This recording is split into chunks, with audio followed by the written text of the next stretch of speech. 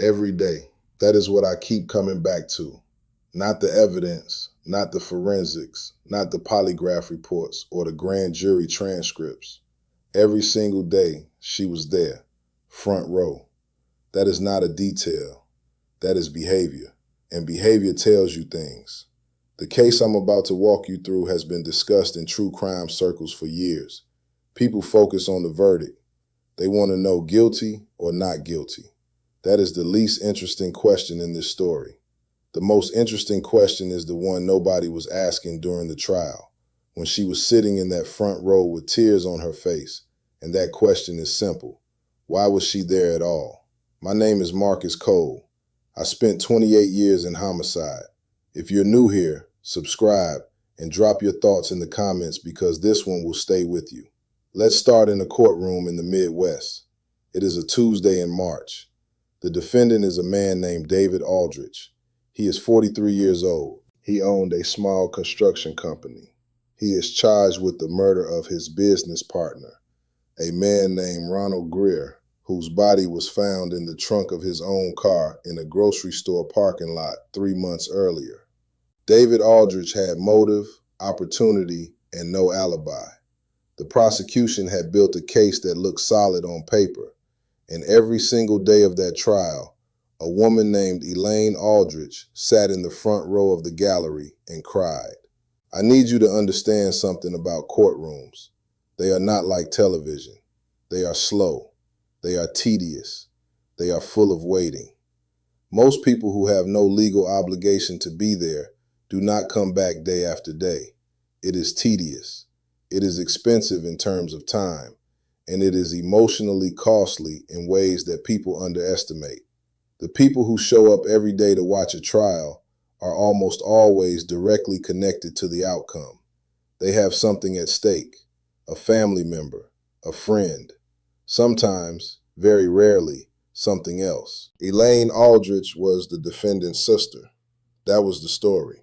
That was the public story. David Aldrich's sister was supporting her brother through a difficult trial. It played well. The jury noticed her. The judge noticed her. The prosecutors made a note of it, but they interpreted it the way anyone would. A woman watching her brother fight for his life against a murder charge. Of course she was there. Of course she was crying. That is what family does. But I have learned something in 400 homicide cases. When something looks exactly the way you would expect it to look, that is when you should look closer. Because the human capacity for performance is extraordinary, and the courtroom is one of the easiest stages in the world to perform on. You know why? Because everyone is looking at the defendant. Nobody is looking at you. That is a calculated risk that very intelligent people take every single day. The murder of Ronald Greer happened on a Saturday night in December. David and Ronald had been partners in Aldrich and Greer construction for 6 years. By all accounts, the business was profitable. They had municipal contracts, residential jobs, a solid reputation in the county. But in the months before Ronald's death, David had been pushing to take on a larger partner, someone with capital to expand. Ronald resisted. He liked the size of the operation. He liked knowing every job site by name. David wanted to grow. Ronald wanted to stay small. That is a common conflict in business, and it is a common conflict that does not typically result in murder, but sometimes it does. Ronald Greer was last seen alive on a Friday evening. He left his house around 7 p.m. to meet David at their office. He told his wife he would be back by 10. He never came home. His car was found 2 days later in the parking lot of a Kroger store 12 miles from his house. The trunk was open. His body was inside. He had been beaten with a blunt object. The coroner estimated time of death between 9 p.m. and midnight on Friday. There were no witnesses to the parking lot. There was no security camera footage that showed anything useful, and the investigation, for the first several weeks, went exactly where you would expect it to go. It went to David Aldrich. He was the last person to see Ronald alive. He confirmed he met with him at the office that Friday evening. He said Ronald left around 8:30. He said he went home. He could not verify that. His wife was out of town visiting her sister. He was alone. There was no surveillance footage of his neighborhood. There was no cell phone data that placed him anywhere unusual.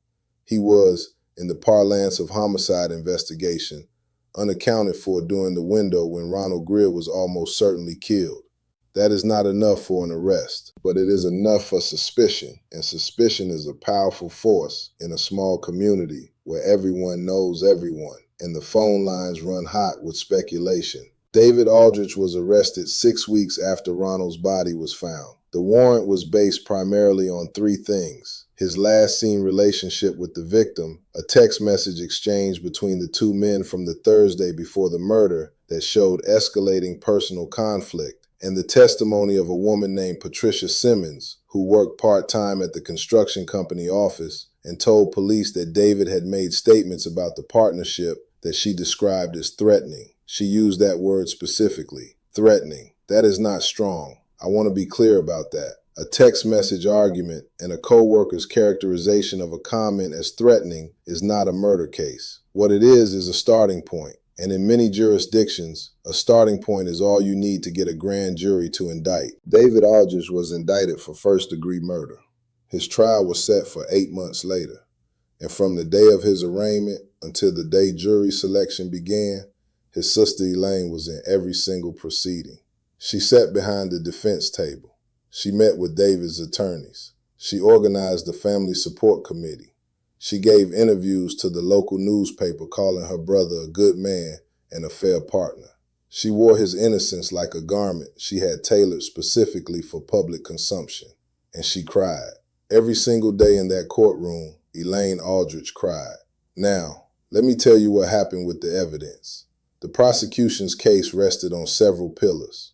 The text messages between David and Ronald from the Thursday before the murder, in which David used language like, "This is your last chance," and "You are making a mistake you cannot take back." The testimony of Patricia Simmons, who described David's demeanor in the weeks before the murder as increasingly agitated, and who recalled a specific conversation in which David said, "If Ronald wants to play hardball, he should remember who built this company."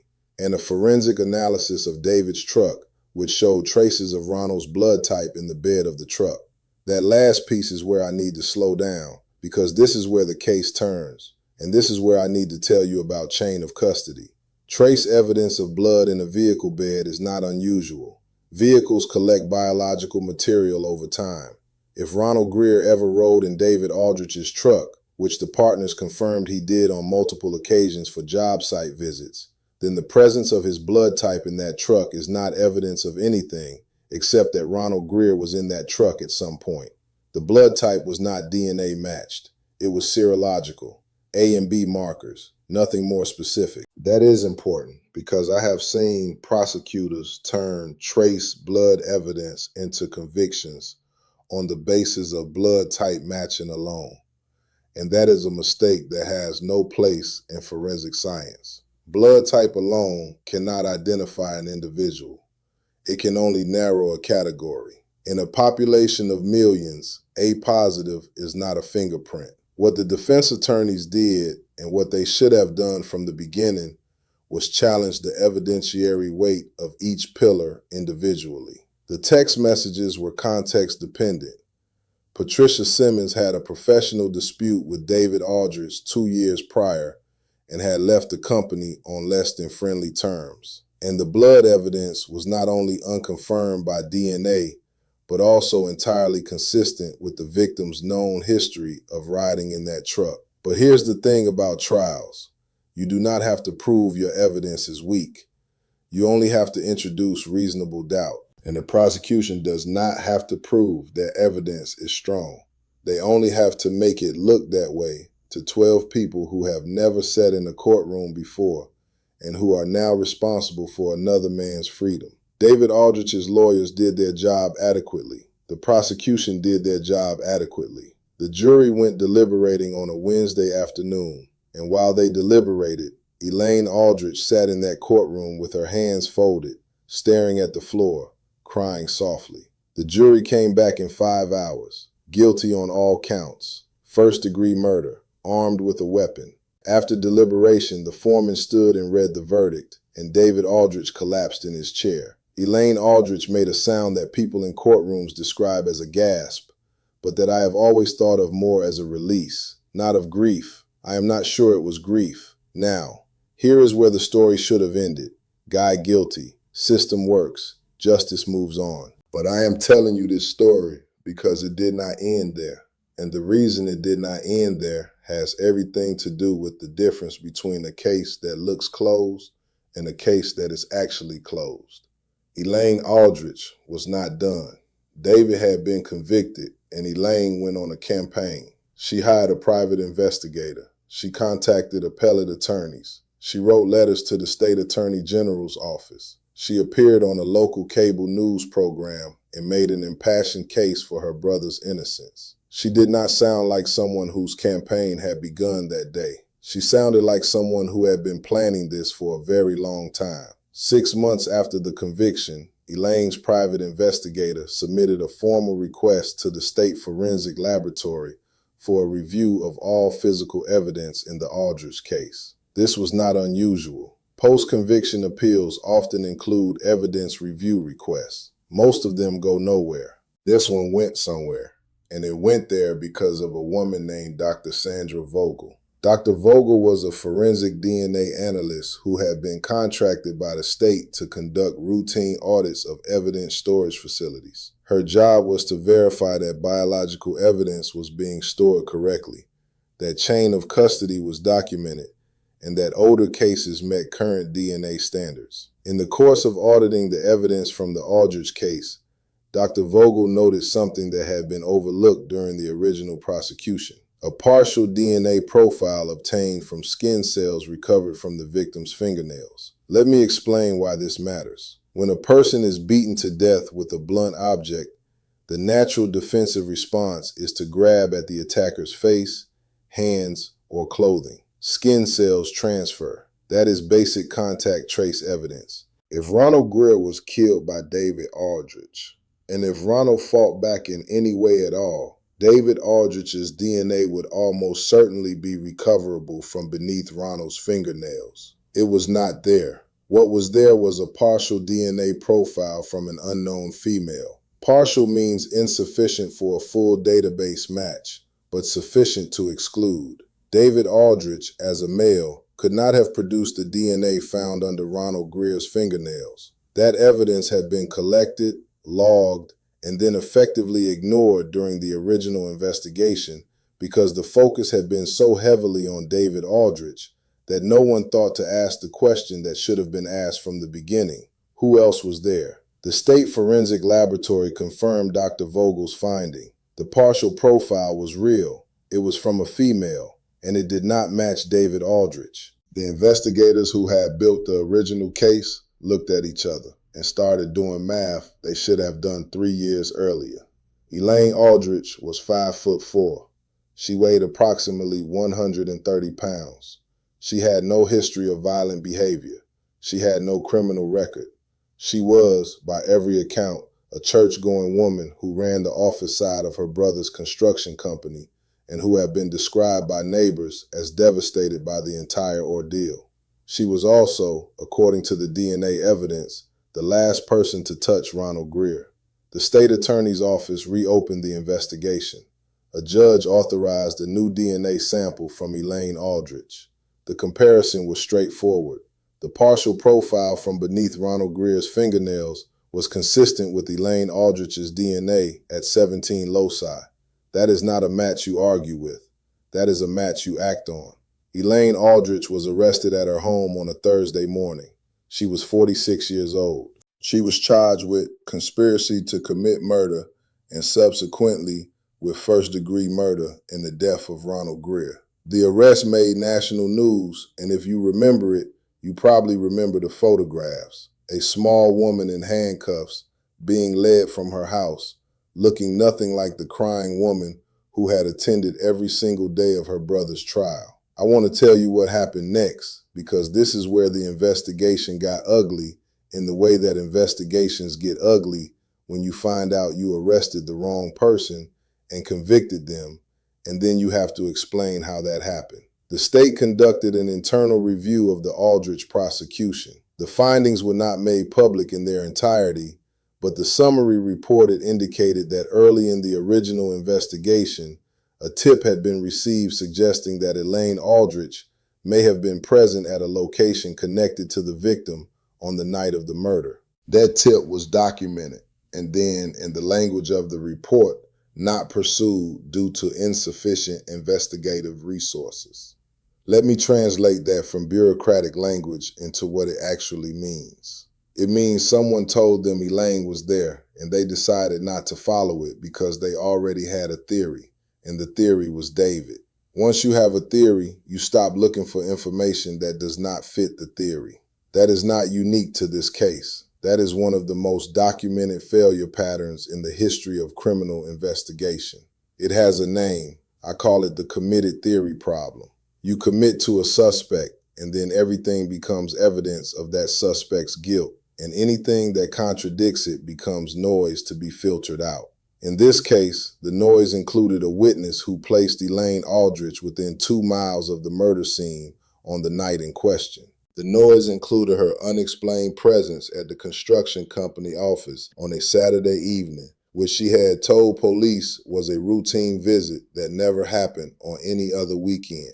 And the noise included the fact that she was David Aldrich's business manager, which meant she had full knowledge of the partnership dispute, the financial details, and the schedule of the man who was killed. She knew what the fight was about. She knew where Ronald would be that night. She knew, in the way that office managers know, when their employer is going to be somewhere and when he is not. The prosecution of Elaine Aldrich took 14 months. During that time, David Aldrich's conviction was under automatic review by the appellate court, which had been alerted to the DNA findings. His conviction was ultimately overturned based on the new DNA evidence, establishing that he could not have been the person who fought with Ronald Greer in the final moments of his life. David Aldrich walked out of prison after serving 3 years for a murder he did not commit.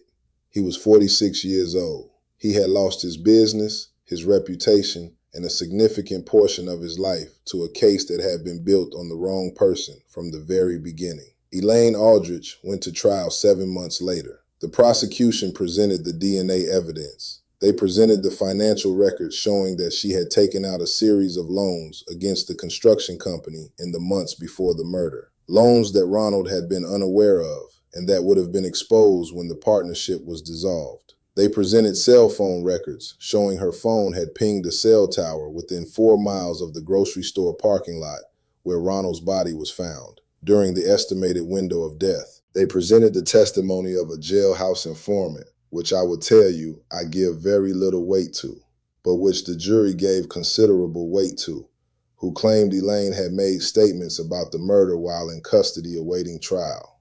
Elaine Aldrich was found guilty of first-degree murder. She was sentenced to life without parole. She showed no emotion when the verdict was read. I have watched that moment many times, and I still cannot tell you what was behind her eyes. David Aldrich filed a civil rights lawsuit against the county. That case is ongoing last I checked. It will likely settle for a figure that will not make anyone who was involved in the original investigation particularly uncomfortable. That is how these things tend to go. What I want you to take away from this case is not the verdict. Verdict is the end of a legal process.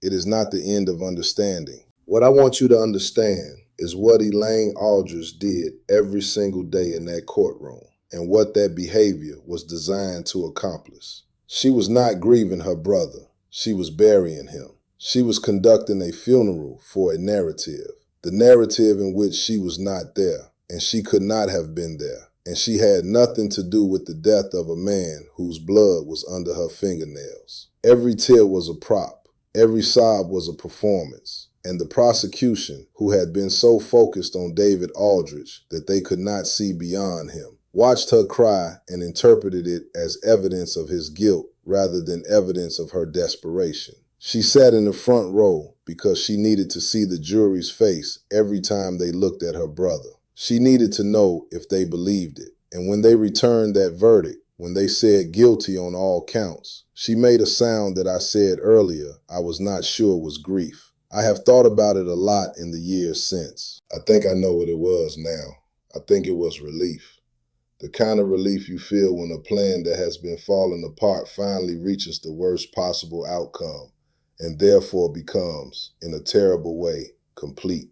Ronald Greer was 41 years old. He had 2 daughters. I have read their statements from the civil case.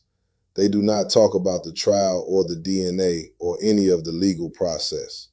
They talk about a father who coached Little League and made pancakes on Sunday mornings, and who went to meet his business partner on a Friday night and never came home.